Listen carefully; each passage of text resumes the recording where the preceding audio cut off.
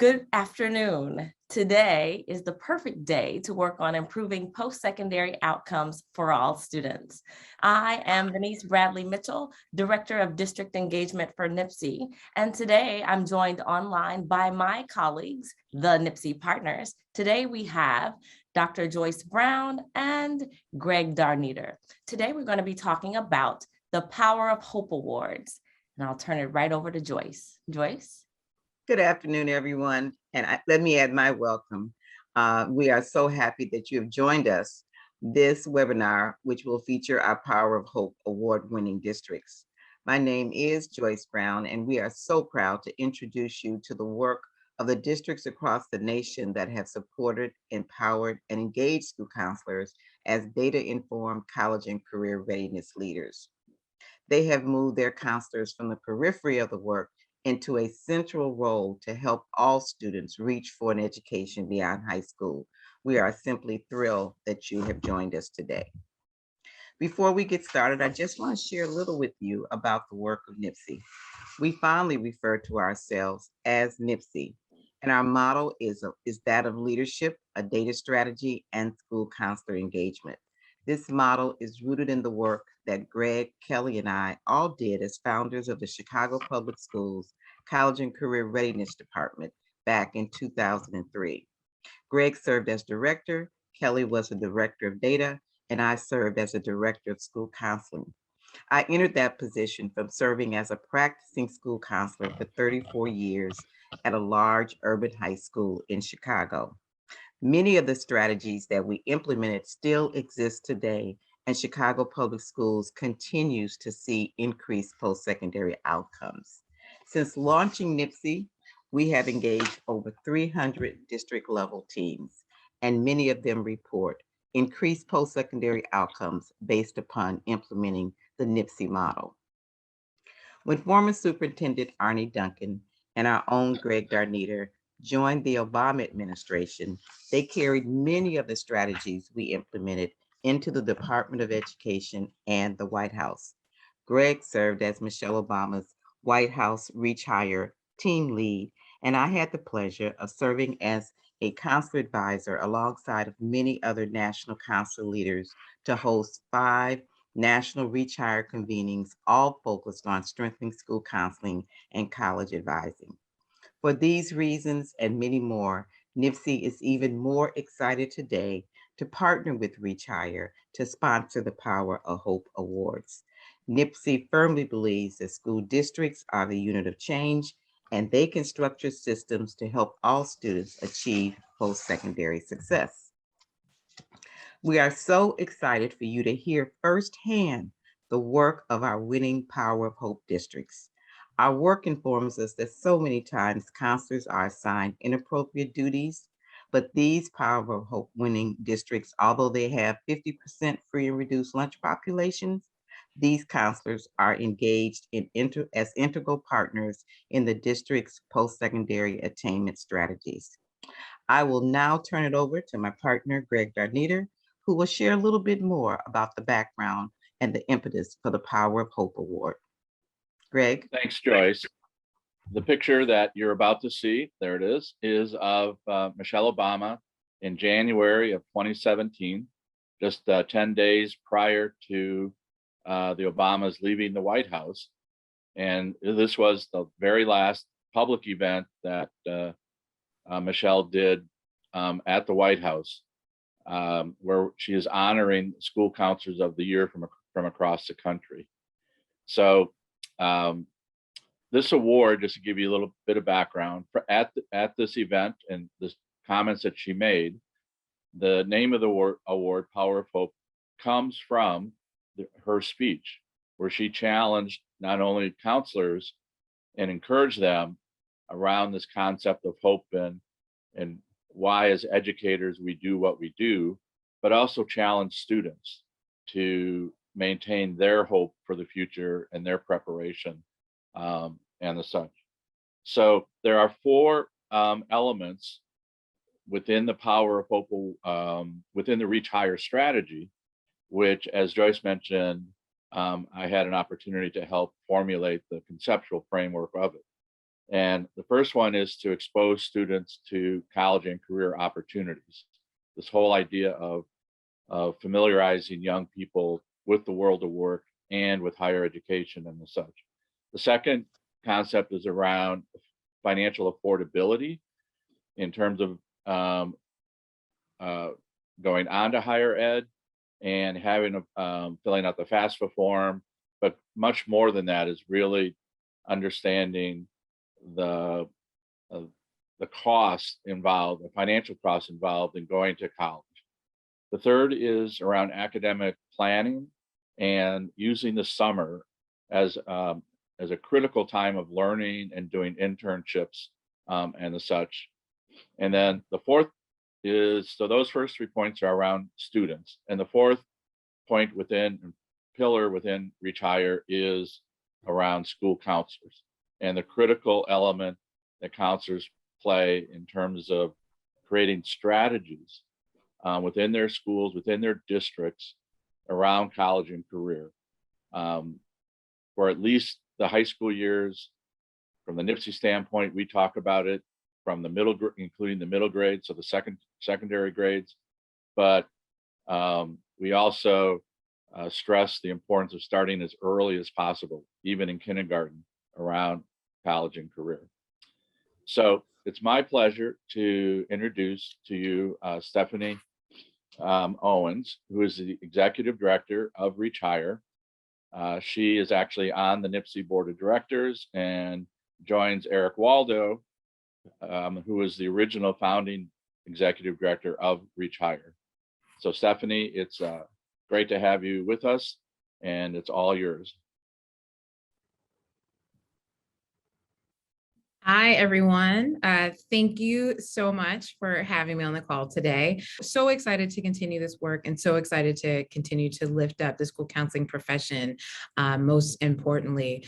Since our founding during the Obama administration, we knew, and Mrs. Obama knew very clearly how important school counseling was to helping students to be college and career ready, and also with that to be college and career focused, essentially. So it's great that we can give students the tools that they need, but then what can we do to take them to the next step to truly access that work so that they can be successful? And that's what the Power of Hope is all about. Mrs. Obama talked about the power of hope in her final speech as First Lady. It was for our School Counselor of the Year recognition work. And that has just stuck with us, that the work that we do really does lift up the hope and the potential in all of our students. So while she is sort of passing that torch on now to a new administration and to those of us who are still very much committed to this work, we wanted to make sure that we continued our partnerships to give counselors not just the applause that they need and that they so rightfully deserve, but also to give them the tools and the support that they can use day in and day out. And what better way than to continue to be a partner on this district level work that is making systemic change, not just school by school, but district by district, and then therefore student by student. So we are so excited to continue to be a partner in this work. NIPSE has been with us since day one, and we are so excited to continue to lift up not only school counselors individually, but most importantly, the profession, and to make sure that we get school counselors in every school, starting in the elementary, but most certainly in the high school grades, so that students can be truly college and career ready and college and career prepared. So thank you all so much for being here. I'll be sticking around for a little while, so if there's any questions, feel free to chat me, but I will be around towards the end as well. I'm going to jump Stephanie. in. Go ahead, Joyce. Oh, go ahead. I was just saying thanks to Stephanie. Okay. Steph, it's great to see you as always. And just to expand a little bit more on Stephanie's remarks, some of you know that she and I actually had offices next to each other for 7 years at the U.S. Department of Education. And so we are thrilled that she is now Executive Director for Reach Higher. And she's also joined the NIPSE Board of Directors, and Eric Waldo, who was previously Executive Director, continues on our board as well. So Joyce, I'm going to throw this back to you for introductions of the first districts. These are our winning districts. We are so pleased that they are here with us today. We have 6 of the 8 that are going to be presenting, and you will just be in for a road show to your delight. On the next slide, we want to show the practices that they are engaged in. It is the moment that we have been trying to get the information out to the nation, and we're so excited.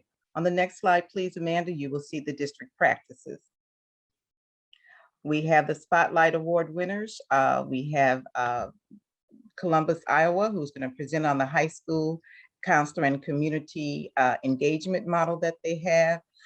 We have Grand Prairie that's going to present on counselors leading in collaboration with their administrators. From Moreno Valley, we have the outline of the pre-K through 12 college and career readiness strategies. New York City is going to present on their foundation course and how that is circling the support around their school counselors. San Jacinto is presenting on their K through 12 model, as well as their administrator and school counselor framework. And then Westminster is going to talk about post-secondary advising strategies across all grade levels. We could not be prouder of these districts, who are the 2020 Power of Hope winning districts. They are truly leaders in their field and working in collaboration to make sure that all of our students have the information. They will share a brief overview of their work today, and their topics are here on the screen. Please take a careful look at them. Put in the chat if you want to have additional information, because in the very near future, we hope that we can post videos of a deeper dive into their practices on the NIPSE website. So please put in the chat any information or any particular district presentation that you want more information on. That being said, we'll kick it off with the first presenter. On the next slide, we have our very own Teresa Putnam-Ginn. She is the College and Career Transition School Coordinator for Columbus Community School District, Columbus, Iowa. Turning it over to you now, Teresa.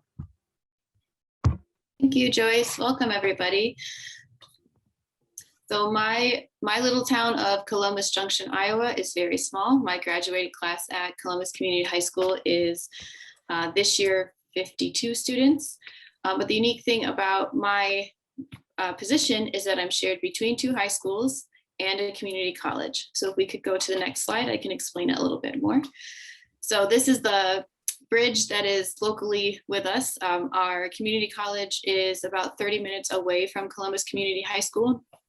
This is Muscatine's Bridge, the Norbert Becky Bridge, and I serve as the bridge between Columbus Community High School and Muscatine Community College. So I'm actually a certified school counselor, licensed school counselor, that is employed both by the community college as an academic advisor and as the high school, in the high school serving as a college and career counselor.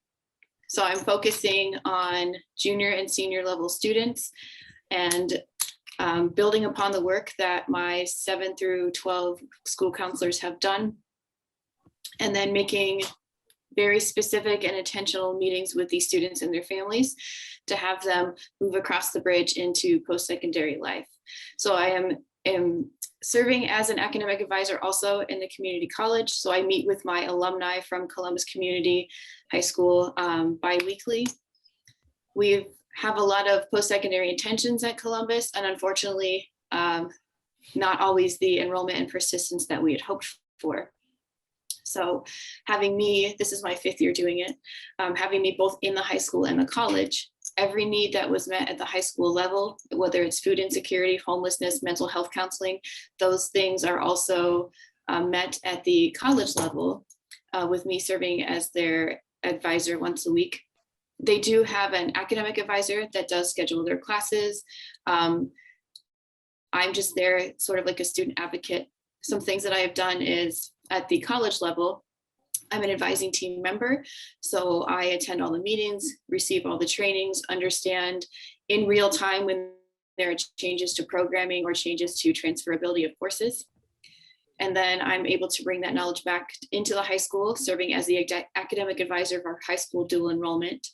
But also, as I said, I'm their student success advocate here at the college. So once they cross the bridge into the college, I'm there.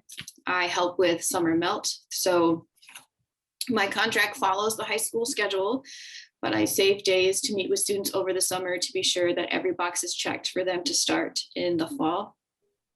If my students choose to not attend the community college, then instead of meeting them in person at the college, I'm contacting them through whatever means they share with me. So email, phone, text, things like that. In whatever school, trade school, community college, military, or job that they have chosen for their post-secondary life. So I followed them. My high school is 7-12. So I start with them in 7th grade, kind of on the fringe, work with them intensely in 11th and 12th grade, and then follow them into their first year of post-secondary life. And like I said, I think one of the most unique things is that standing on both sides, having a foot in both worlds, allows me to bring back the alumni experience of those that are in post-secondary life, bring that back to the high school to better prepare my high schoolers that are about to go into the real world, if you will. So my biggest thing is to keep the enrollment and persistence, keep the dreams of those students alive, to make sure that they are getting what they need at the college level and earning their degrees and moving on to their next step of life. Thank you so much, Teresa. We know you are one busy counselor, and she's running off to teach her class at the college level. So we will be following back up with you around any questions. Thanks again. And on the next slide, we're going to bring our second presenter into the limelight, and that is Dr. Dana Jackson, who is the Chief of Support Services for Grand Prairie Independent School District in Grand Prairie, Texas. Take it away, Dana. Thank you so much, and greetings from the great state of Texas. I represent Grand Prairie ISD, which is between Dallas and Fort Worth. And in our district, it's very diverse. We have approximately 30,000 students. And today, we can go to the next slide. Today, I'm going to talk to you about how counselor leaders work to collaborate with administrators.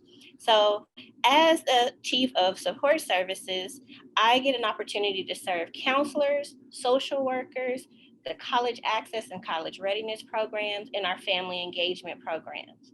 But at my heart, I am a school counselor.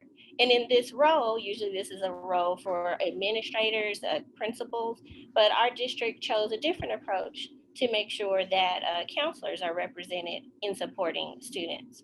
So one thing that campus counselors can do to have a better connection with their administrators is to keep the end in mind. Campus counselor leaders have to have a plan. At the end of the school year, when I know you want to pick up your purse and just go, that is the time before you leave to plan what went right this year. What are some things that we need to change? How can we better connect with our staff, our stakeholders, and students? So planning ahead of time, looking at what worked, and making sure at the beginning of next year when you meet with your principals or your administrators, you're able to see what worked, what goals, what things are in line, making sure that you have dialogue with your administrators, but also making sure that it's purposeful dialogue that's going to support your comprehensive counseling program. So that's one of the keys that campus counselors leaders can do. Make sure they have a plan and make sure that they meet ahead of time with their campus administrator to execute that plan, stay flexible, and get buy-in from them. Anytime you have a conversation or dialogue with someone, it helps when you're speaking the language. And when we're working with our campus administrators, not only are they worried about our comprehensive counseling program, they have to worry about the whole school. So it's very important that we look at the school plan. In the state of Texas, the school plan is called the Campus Improvement Plan. In that, it talks about academics, social emotional, safety, all aspects of what schools need to run smoothly. So campus counselor leaders need to make sure that they're aware of that plan and they're tying their goals, their resources, their efforts, their comprehensive counseling program into what is needed in the campus improvement plan so they can better connect and collaborate with administrators for meeting those campus goals at the district level. And I've talked to Dr. Joyce Brown a lot on this. If you are a district campus counselor leader, a district leader, you have to be courageous. This is not a job for the faint at heart. Sometimes you will have to really stand in the gap for your campus counselors in order to make sure you're advocating so that they can do the work for students. So make sure you're visible. Make sure when you have an opportunity to promote counselors, to talk about their role, that you're there, that you are present in those meetings, that you have a seat at the table so that your campus counselor leaders, they have a seat at the table when you do. Also, in our state, pretty much like other states, there is a district improvement plan that drives the campus improvement plan. It is very important that the district leader is a part of those talks, weaving in social emotional learning, college readiness, counseling, responsive services, restorative practices, weaving in those things from the district level. So when they push down to the campus level, those conversations with campus administrators and campus counselors can be robust and connected. Thank you so much for giving me the opportunity. Thank you, Dana. That was terrific. If we have a chance, we'll talk about the 80-20% mandate that you have in your state. I think that would be of great interest to our audience.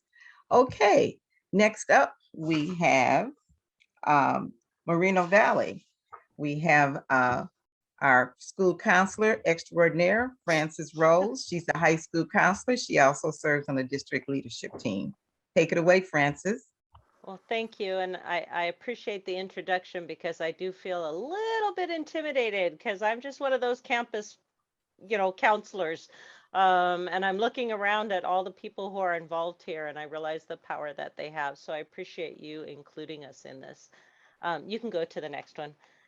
Moreno Valley Unified is a, suburban, urban, and you will hear from other districts in our area. We have a lot of connections and we do a lot of similar things, but Moreno Valley Unified, from our perspective, there are a couple of things that we really wanted to highlight as to how we're progressing towards the post-secondary planning. So the first thing is that in recent years, we've struggled a little bit with the cohesion. And so we started a grassroots school counseling leadership team. And I definitely recommend if you're in a district that doesn't have somebody like Dana, who's right there out there in charge, and I know a few of you others on this call, that you go ahead and start it yourself. That courageousness that Dana talked about is really, really important, especially when you don't have a particular title or anything like that. But we have worked really hard for the past, it's probably been about 3 years now that the school leadership team started by meeting at a restaurant with the administrators and, after school hours. But it was really important for us to have them hear what we were seeing in the trenches and what we thought was very important.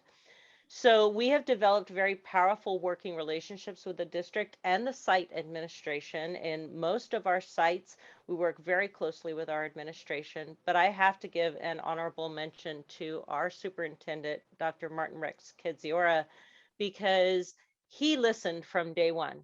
And so I felt like as, I was seasoned, I'm seasoned, I've been here a long time, but as a regular site high school counselor, that he gave me that opportunity to speak up, and he gave me that opportunity to share my ideas with him, and he listened, and he found us to be a very valuable source of information, and he highly respects us. So that has carried over to all of the district administration, and now we have a pretty well established school leadership team that has representatives from all levels. So don't be afraid to speak up, speak out, and make yourselves heard, because we are important to our students. We cover the entire, cross section of their lives. And so it's really important that we do speak up, and people will respond to that. We also take a lot of time to make sure that we are data driven. So we spend a lot of information, or excuse me, a lot of time gathering information, gathering data. We look at statistics. We then do intentional counseling action plans and things like that, that are our opportunity to show our district leaders and our school board and our community the kind of success that we're having with students. So that is also something that we focus on very much in our district. The focused activities that we have, I will say one of the things that's really important is the college kickoff. And for those of you who don't have this opportunity, I will say when you hear from other Riverside County school districts that this is something that the county does, is the college kickoff and the college celebrations. And so it is something that we have really incorporated within our district. We do it from a K through 12 approach. You'll notice some of the things that are on here. There's a representative of a high school college fair that is put on by the 11th and 12th graders, that they present colleges and careers to the 9th and 10th graders. We have lots of celebrations about college kickoff with teachers representing their schools and wearing caps and gowns at the middle schools. We have activities that way. We also have it even at the elementary school, and you will see that they have college shirt day. So across our district on Wednesdays is college shirt day. And I think that is one of the keys in our district, is that we definitely approach it from a K-12 perspective. We know that you have to start talking to kids young if you're going to have them focused in the right direction. We do a lot of parent engagement and education. We also have our intentional counseling action plans at the tier 1 and tier 2 levels, so that we make sure that we are hitting college and career and academics, as well as the personal social, and that we tie them all in together so that students understand how it's all connected, and how dealing with your stress can help you be more academically successful, which can lead you in a particular direction. So we focus on the whole child as much as possible. And then in our district, and often in other districts in our area, but our district started this quite a while ago, we have our California Colleges Guidance Initiative. CaliforniaColleges.edu is an organization that is a college exploration, career exploration, financial aid exploration. They have everything from resumes to links to fill out the FAFSA. And we work in our district as a collaborative with them. So all of our students have accounts on the California colleges, and they have lessons that go from 6th through 12th grade. And in our district, we've adopted those lessons. And so the counselors are very involved in making sure that the students do things like career exploration. They take interest surveys, things like that. And we are this year now implementing, we do not have with the California colleges an elementary curriculum, but we are implementing a program called EverFi, so that again, the college and career exploration is something that we do K through 12. And I think that's why Moreno Valley has been successful. Thank you. That is terrific, Frances. And please do not diminish your role as a practicing school counselor. Thank you. I worked at a building for 34 years, and it was at that building that I learned how to be who I am today. And so when I went to central office, I knew how to lead because I knew what the groundwork required.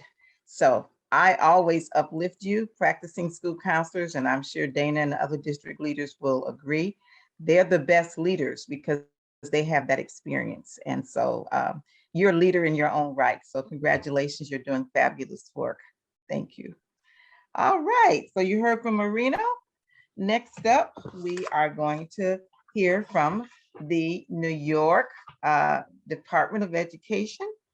Take it away, Melanie. Good afternoon, everybody. I'm Melanie Mack. I'm the Senior Executive Director of the, the Office of Post-Secondary Readiness. So I lead a central office that's supporting are over 500 high schools in New York. And I just have to say, I'm so grateful to be here with all of you today, because one of the things I love about the past few years that New York City has been engaged with NIPSI is the fact that I get to connect with wonderful people like you across the country, because we are all doing the same work and that work is constantly evolving. And I have to say, shout out to everybody here, because right now is a particularly challenging moment as we're seeing just how students and families have to navigate the changes from the pandemic and financial and health concerns. So shout out to all of you, grateful to be here. On the next slide, I can share a little snapshot of something that we've been doing in New York and that has only gotten better through our involvement with NIPSI. And that's thinking about what a foundations course for college and career planning knowledge can look like. And that is something that is constantly evolving in New York City, evolving as we speak in our office, and we're having conversations back and forth. So the goal is that our school counselors, and in New York, we have roles and staff and organizations other than school counselors who are also supporting college and career planning. So when we think about our universe of practitioners, our goal is that they possess, develop, and maintain baseline knowledge in college and career planning in order to advise their students equitably and with a true grasp of the landscape of support services and options that are available. A little bit of background I already started to touch on, and that's you can click to the next. There's a couple clicks here. Just thank you so much, whoever is managing the slide here. So like I was mentioning, we have over 500 high schools in New York, which is an overwhelming number to me, even somebody who's been in New York for 17 years in education. And so you can imagine, as many of us have lifted up, just the diversity of needs, of students and families, and the diversity of practitioners and school counselors we have. We developed our first foundations course in 2011. So we're celebrating 10 years of this sort of approach to baseline college and career planning knowledge.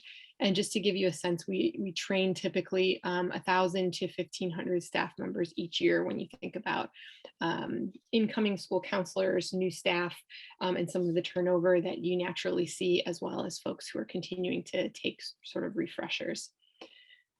There's 5 lessons we've learned, and I'm going to quickly touch on each one of them because, as I said, this is an evolution. So shout out to all of us who are iterating, right? And learning as we go.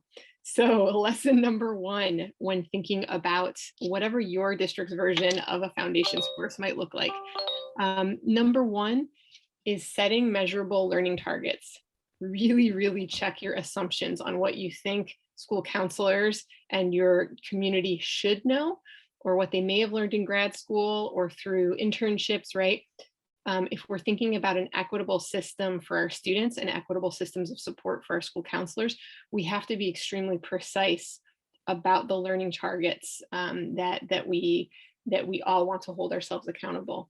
And think about how they apply to school counselor specific roles, and where can there be spaces to demonstrate learning and share artifacts of learning. And so I would say prior to the pandemic, we would hold really large scale convenings where our counselors participating in the foundations course would be able to actually bring their data, bring their practice into spaces where they could have receive feedback from each other and with us in the central offices.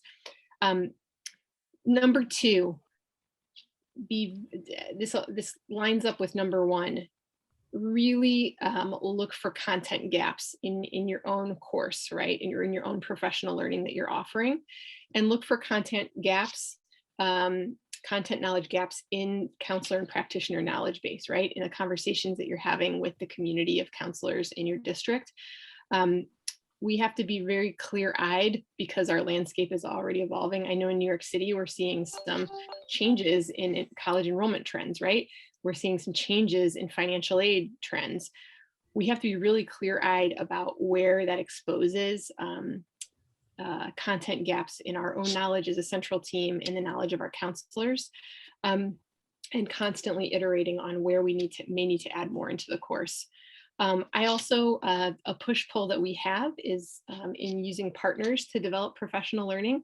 We have incredible partners across the country and in New York who can provide really incredible college access and success professional learning and supports. But one of the lessons we've learned is to leverage your partners and curate their content, but don't fully outsource, right? Your foundations course, if you can help it. I know sometimes that's like a bandwidth issue if you're a small team or a growing team and you can't do everything. But I'll say an example of that is, we've learned, I believe Francis just shared, right? Everfi is helping us with a module around career exploration. UAspire is doing a module around financial aid. One Goal is doing a module around how you program post-secondary planning into the school day. So really know what your partners do best and choose that, but don't fully outsource because you want to make sure that you're just really owning and focusing the content that is most important to your community, right? Which may be different from mine. Number 3, and I will hurry up because I'm probably running up on time. If you wouldn't mind clicking again. Plan for your own central or district team's parallel professional learning. Your district team or central organization will likely look very different from mine, but anything that we're putting out in the foundations course, I have to ask myself the question, do I know this content? Does my team know this content? Are we all as well versed, and are we continuing to develop our professional knowledge base and have a parallel professional learning process to what we're expecting our practitioners in schools to implement. Last 2, we learned through our foundations course that, and I made this point at the top, you just expect that you're going to have to keep on iterating on the content, because the more work you do, like Francis was just sharing, right, about developing a community of practice, all of your practitioners are going to become stronger and stronger, right? That is the hope. And so what we've learned in 10 years of doing the foundations course is that now we have a much more skilled community of school counselors and college and career practitioners. And that's really pushed us to now start to differentiate and innovate and think about our really seasoned practitioners and how do we elevate fellowships in ways that they can lead smaller professional learning communities and leverage all of the expertise that we have across our schools. And finally, one last click, evaluate your foundations course and your practitioners' learning in multiple ways. We implement a senior survey. We ask every senior in the city to complete this survey before they graduate. So we use what our students are saying about the supports they received at the school. We use school data. We observe practice and develop communities of practice where there are intervisitations.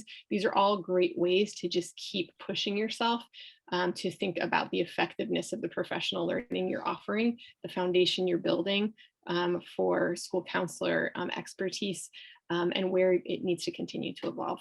Thanks so much for the time and opportunity, everybody. Thanks, Melanie. We enjoyed hearing about what's taking place in the nation's largest school district. And now up next, we're hearing from the San Jacinto Mighty counseling team, Dr. Vanessa Gomez and Erica Gardner. Take it away. Hello, everyone. I'm Vanessa Gomez from San Jacinto Unified School District. We're a district of about 10,000 students in Southern California, real close to Moreno Valley Unified. About 7 years ago, I was hired to take on the task of redesigning the school counseling program district-wide. And it was a charge that was undertaken by our superintendent and school board at the time. They wanted to make sure that we created an environment that was college and career ready and inclusive of all students. One of the first tasks was really figuring out how do we redesign the school counseling program so that we ensure that we're implementing the Ask a National model.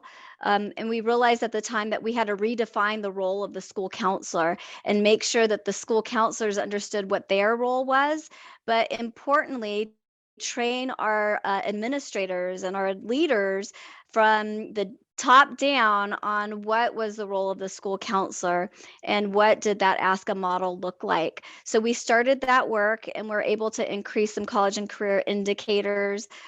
We really worked closely and continue to work closely with our administrators and helping them to understand the Ask a National model. We do that in a variety of ways, whether that's through our result presentations that our school counselors do at the end of every year, or at the beginning of the year when they have their planning meetings with their administrators, where they ensure that they're connecting the school counseling program goals to the site goals as well as to our district goals. So we worked hard to create these systems and have regular meetings and trainings with our administrators throughout the year. We have a meeting at least once to twice a year with our administrators covering the overall program goals and focus. We have checks and balances in place so that if our new administrators are trying to understand what the role of the school counselors are, they could have access to our school counselor handbook and be provided some guidance by our school counselor leaders on what that role of the school counselor is.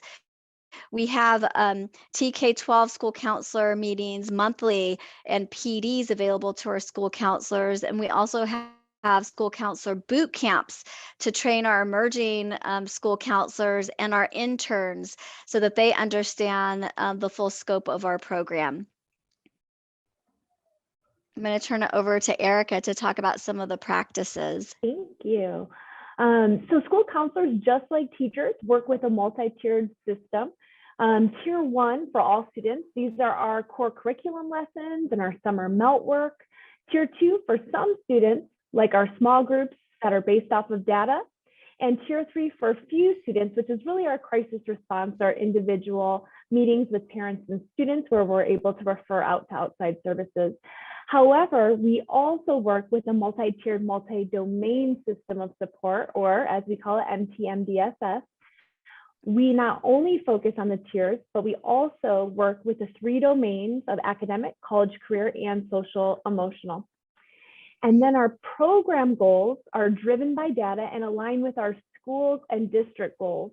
And these goals include increasing our A through G, or our college requirement rates, and increasing students taking rigorous courses that include our AP, our International Baccalaureate, or IB, and college courses. So the way that we have done this is by decreasing barriers for students to take the courses and really creating systems to help students stay in the courses. This includes sharing information about these options during our core curriculum lessons, meeting with students one-on-one, reviewing transcripts to promote rigorous courses, hosting college workshops to help students through the application process to take the college courses, and then also educating parents on the importance of rigorous courses. We have created an opt-out form that requires students and parents to meet with the school counselor before dropping a higher level course. This has really helped decrease that, so we're able to go over the importance of the course and why students should take the course, and resources that the student and family do have available to help pass the class. This has helped increase sections of dual enrollment, which is with our local community college, our advanced placement, and IB courses that are on campus, and classes at the community college.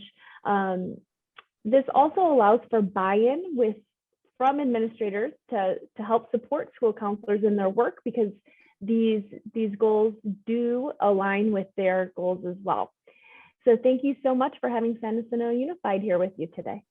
Well, thank you both, Erica and Vanessa. And I can remember when I took over the district leadership role in 2005 in Chicago, we know that they had decreased school counselors in California. So it's just great to see how far you all have come. So congratulations on all your programs. Okay, last but not least, we were going to hear from Sandra Steiner, Westminster Public Schools, Westminster, Colorado. Take it away, Sandra. Thank you, Joyce, and thank you everyone who's already spoken. My goodness, this is really an impressive group of people, and I'm learning already so much from all of you that this is a truly valuable conversation.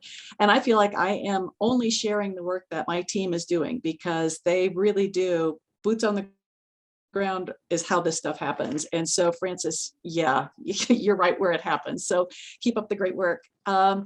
We were fortunate enough a few years ago to be able to get a school counselor grant. And we have as a population in our district about 8,500 kids, and we're a majority minority district. And so we have a large number of students who are on free and reduced lunch. And so we have a significant number of barriers that our families experience in trying to encourage their students to go on to any sort of post-secondary education.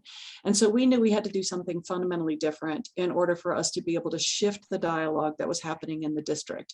And so we actually created a future center, and we hired school counselors with the sole purpose of helping students future plan. So we committed all of their effort and energy around that initiative exclusively. It doesn't mean that we don't cover the other two domains of social, emotional, and academic, but it is all woven into whatever their long-term future plan is. And from the very first year, we created curriculum that was uniform from level 6 all the way through 12. So literally every single kid in the district gets the exact same curriculum. It doesn't matter what school that they're attending, and how it's instructed is what's really unique. And so if you want to move on to the next slide, you can about imagine, and many of you are already doing this, how complicated it is to try to schedule this. And so on the left side is the high school. And so we have some of the instruction is done with the core counseling team at the high school. Some of it is done by the Future Center team exclusively, and then some of it is done as a joint instruction between the two of them.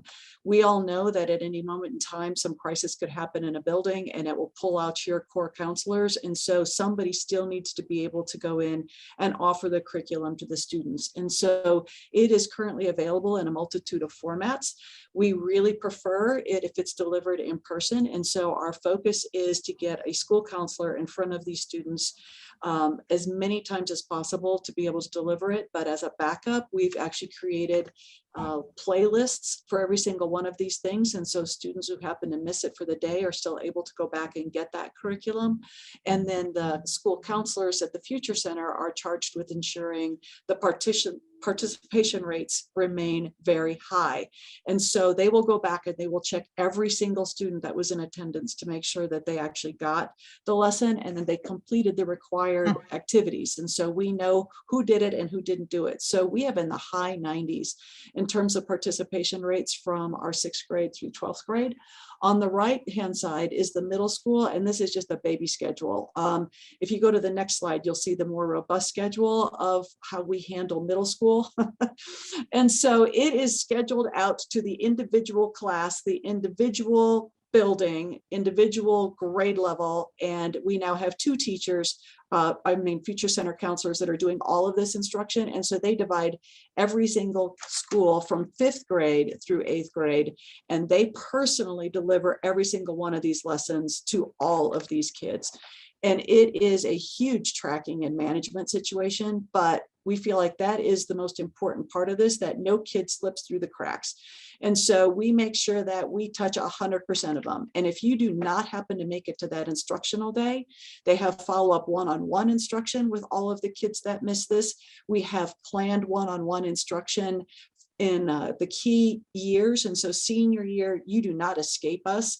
They will call them down. They will meet them outside of the classroom. They have 1-minute meetings is what they call them. And then they have this thing that they created called Just Do It Days.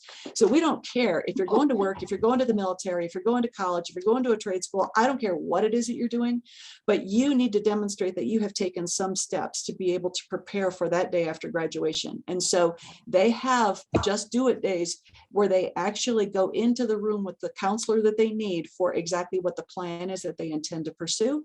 And they will work with them on making sure that they have some demonstration of their readiness for that. So whether it's a workforce application, a college application, they've applied to the military, they've got plans to go and investigate different trades programs. They have to do something to be able to check that box that says that they are actually ready for the day after graduation. The counselors have also created this robust set of online available 24/7 tools for all these kids. And so they create a FAFSA wizard. So you can literally look at the wizard and be able to see how to complete every single page of the FAFSA. They've also created a course catalog for the high school that not only gives them the courses, but aligns it with pathways, aligns it with the ONET codes, aligns it with the local colleges. And so you can do all of that exploration on your own while you're still planning for what courses you're going to be taking for the rest of high school, or if you're just getting into high school. And so they start with this induction now in the middle school. And so by the time the kids get into high school, they've already mapped all 4 years of their electives toward the area that they want to study. And that is reviewed 2 times a year with the school counselors at the high school level, so they can make changes at any time. So if they've changed their mind because the first class didn't turn out to be quite as exciting as they thought it was, don't worry, we'll find you something else that appeals to you. And of course, we make sure to layer in as much opportunity to take concurrent enrollment in any of a variety of forms. So they leave with college credits, they leave with industry credentials, they leave with as much job experience as we can, because you all know if you do not plan for that when you go into high school, you will be a junior and you will be too late to be able to do all the things that you should have done before you leave. And so it's really important for us to start it younger. We finally have elementary school counselors in a few of our schools. This is a first for us this year. And so we are looking to introduce individual career and academic planning curriculum in levels K through 5. But we had a little COVID situation, so it may get delayed for another year, but that is exactly what it is that we plan to do, so that we actually have a universal curriculum from kindergarten all the way through 12 that helps them figure out who they are, what they love, what we can do to offer support for them before they leave, and how to take advantage of it while they're still here. Sandra, I think I speak for everybody saying this is amazing work. Thank you so much for sharing it with us. And I say to our NIPSE team, when we took on this project of trying to identify school counselors who are doing the right work, we had no idea what we would run up against and who we would find. But all of you are amazing. And I think I speak for the entire NIPSE team to say you more than deserve the title of Power of Hope winning districts, because your work really is impacting students one by one and individually. We had a quote from First Lady Michelle Obama that said, counselors are the ones who are in the trenches chasing the kids down and telling them what to do and making them go on. And so this whole concept of 1-minute counseling, like I'm going to just track you down and make you do it, just do this work. I just love it. So I hope that everybody on the call has enjoyed meeting these fabulous presenters. I look forward to the work that we're going to do together. And you are just making us super, super proud. We just have a few minutes left, but we have a couple of slides and then I'll open it up for questions. So the next slide, please, Amanda.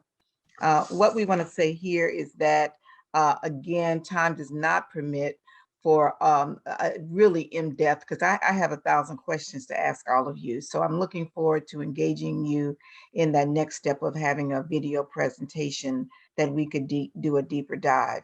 But we are at the point where we're securing applications for the next round of Power of Hope winners.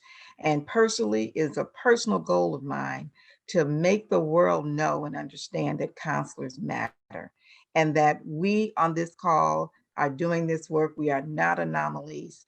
Counselors across the nation are doing this work using data to inspire, connect, push to make sure every single kid can reach for an education beyond high school. So at this time, Greg, would you just talk a little bit about the deadline and the new Power of Hope for the new Power of Hope Award application?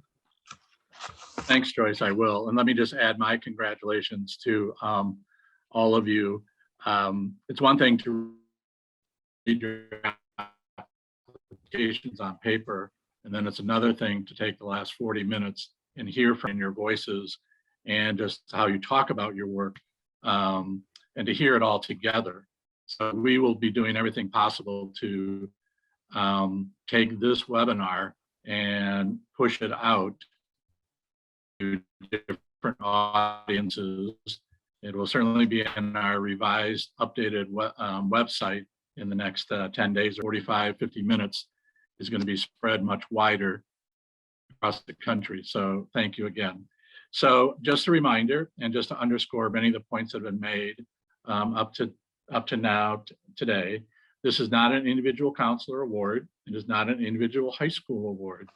This is an award to a district, to districts, where counselors are at the center of driving a college and career strategy that spans at least 6th grade through 12th grade.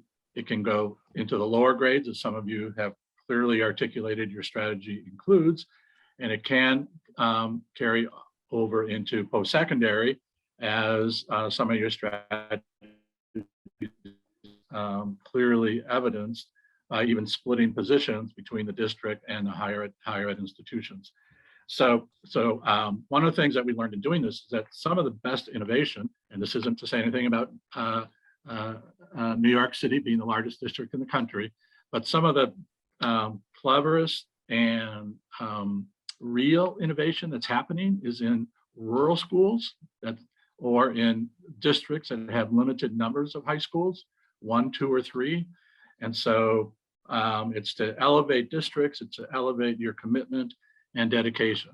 So this award also is focused on districts that have at least 50% free and reduced lunch, where data is core to the strategies and what you're learning. As you know, we're particularly interested in FAFSA as one of 20 different data point, research-based college and career data points. So even with the pandemic, we've heard a number of stories across the country where districts have maintained and increased their FAFSA completion rates. But we want to hear, for districts that will be applying, want to hear your FAFSA story. And we want to see at least 3 years of FAFSA data, along with 2 other of 20, again, college and career data points that are part of the application process. I appreciate the comments. I think Melanie made them about, taking advantage of resources in your community from other nonprofits and higher ed institutions and the such. But we last year received a number of applications where districts had totally turned over their college and career work to an outside organization. So we're not interested in that strategy. We're interested in how we help and deliver a message around building the systems within a district that will live on for years to come, that will impact literally every student, all students.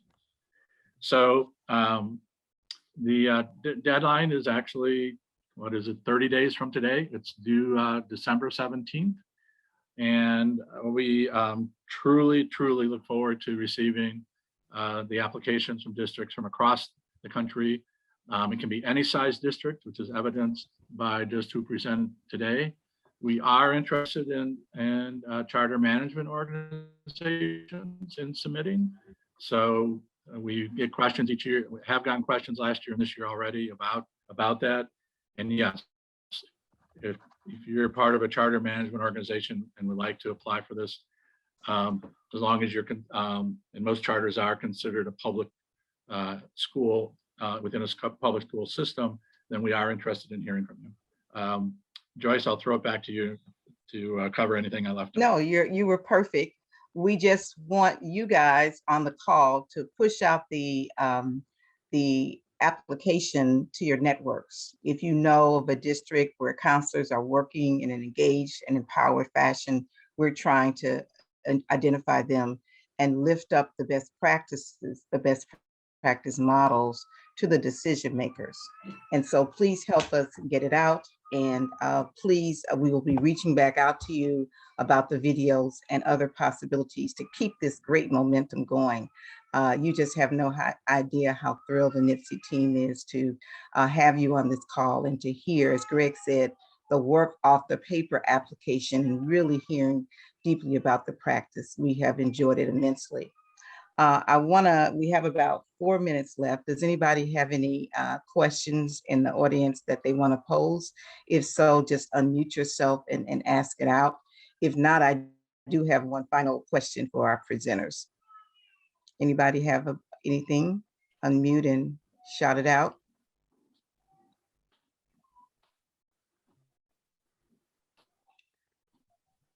Okay, in 30 seconds or less, this is the closing statement.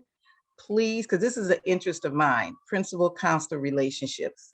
I had the privilege in my 34 years working at the school level to have an impact on all the 7 principals that oversaw my work.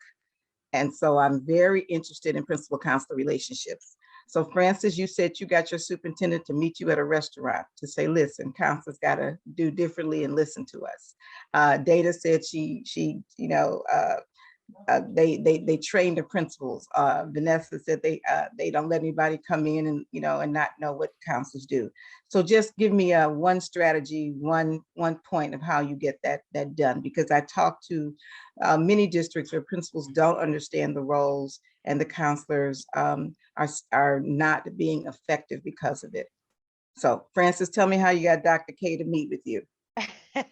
I just invited him. He is very open and very welcoming, and that helps tremendously. But I have to say that, we take a twofold approach. We work very closely with our assistant principal who's over counseling, and that relationship we develop on a daily basis. But we are lucky enough, we had Dr. White prior to Dr. Kedziora, and we have Dr. Kedziora, that they are willing to set up meetings with anybody. And so I guess my one strategy is don't be shy. Don't think that nobody wants to listen to you. Go ahead and try it. I mean, the worst thing is they pass you off to the next person under them, which is still way up there. So to me, start at the top.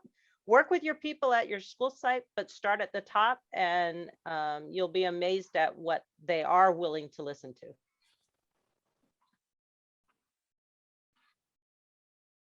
Anybody else want to chime in? Thank you so much, Francis. I can chime in just from the perspective of I've never been a school counselor, but I was a high school administrator. And I sat down with our school counselor and I said, tell me everything that's on your plate that I don't understand or know about, right? And just walk me through that, because, in the way that a teacher may have a daily program of classes, there are things that are like much less transparent and visible that are deeply, deeply important to the school community. And so I had to just make myself much more aware of everything that was on her plate. And I think that I would encourage counselors to, sort of open those conversations courageously, like Francis did, right? And say, hey, let me tell you, just for, benefit of our community, here are all the things that are on my plate. Let's talk about, how those all impact student achievement. I would also add meeting with the campus principal and saying, what is your vision? And finding out what that vision is and showing them how your comprehensive counseling program can uplift and support that vision. Sometimes they don't know. They don't know how to use us. They don't know what we actually do. And so having those crucial conversations and getting to know what they really need and showing them how we can use our skills to help in the area of academics, social, emotional, and college and career. And a lot of times that'll bridge any divide there may be. To piggyback on what Dana just said, when you get the opportunity to actually present the lesson, make it the highest quality you possibly can. Because the minute that the rest of the teachers start to see the level of work that you put into really trying to elevate the performance of all of the students, and they start to buy into what you're doing, you're home free, because you're almost always going to be pushing into somebody's classroom. And so they need to know that if they're going to be giving up that precious time, that you're going to be doing something truly constructive with it. And I'd say ditto to what Dana said. It's so important to help the administrators understand how the school counselors really can help drive the vision and the mission of the school program altogether. But I would add that you want to create systems where that relationship is sustained. So in our school counselor evaluations, there's a component where at the beginning of every school year, it's an expectation that the counselors and administrators have a meeting where they're reviewing their goals, their programs, and that there's at least a minimum of a regular monthly meeting that is structured and organized. But I could tell you that Erica meets with her principal every day, and it's about developing that trust, those basic relationship skills.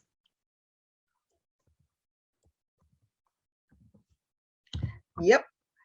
Well, this has been terrific, guys. I'm pushing the counselor ed programs to join the principal training and the counselor training together so we don't have to keep re-educating them. But I love your comments. I've never been afraid to speak to the boss. So that's my advice to everybody. It's been great. Please stay safe. Have a great holiday, and we'll be reaching out to you. And thanks again so much for being a powerful Power of Hope Award district. We appreciate all of you. Bye-bye.